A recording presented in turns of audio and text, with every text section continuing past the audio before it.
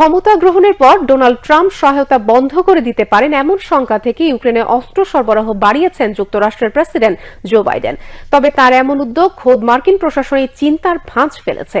অনেকে বলছেন কিয়েভকে এত বেশি অস্ত্র দিলে সেটি তাদের মজুতে প্রভাব ফেলবে। এছাড়া অন্য কোনো অঞ্চলে অস্ত্রের প্রয়োজন হলে তখন ঘাটতি দেখা দিতে পারে। দ্বিতীয়বার প্রেসিডেন্ট নির্বাচিত হওয়ার আগে ট্রাম্প বলেছিলেন তিনি ক্ষমতা নেওয়ার 24 ঘন্টার মধ্যে রাশিয়া ইউক্রেন যুদ্ধ বন্ধ করবেন। এরপরই আশঙ্কা দেখা দেয় তিনি হয়তো ইউক্রেনের সামরিক সহায়তা বন্ধ করে দিতে পারেন। চলতি বছরের মাঝামাঝি সময়ে রাশিয়ার কুরস্ক অঞ্চলে আকস্মিক অভিযান চালিয়ে সেখানকার বিস্তৃত অঞ্চল দখল করে ইউক্রেনের সৈন্যরা। তবে এসব অঞ্চল ধরে রাখতে এখন বেগ পেতে হচ্ছে তাদের। রুশ বাহিনীর মুহুর্মুহু আক্রমণে বিধ্বস্ত হয়ে পড়েছে ইউক্রেনীয় বাহিনী। এই পরিস্থিতিতে রাশিয়ার সঙ্গে আপোষে যাওয়ার ইঙ্গিত দিচ্ছেন ইউক্রেনের প্রেসিডেন্ট ভলোদিমির জেলেনস্কি। তিনি তাড়াতাড়ি রাশিয়ার সঙ্গে চলমান যুদ্ধের সমাপ্তি চান বলে চলতি সপ্তাহে জানান।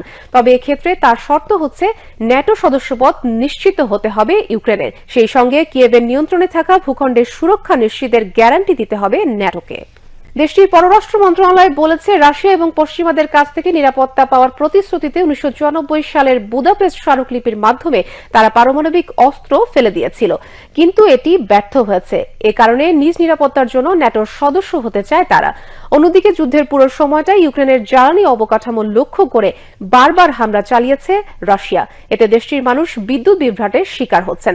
গ্রীষ্মের পরে সমস্যা শীতে বৃদ্ধি পাবে এমন ধারণা থেকে ইউক্রেনীয়রা বিকল্প জ্বালানি হিসেবে সৌর বিদ্যুতের দিকে ঝুঁকছেন।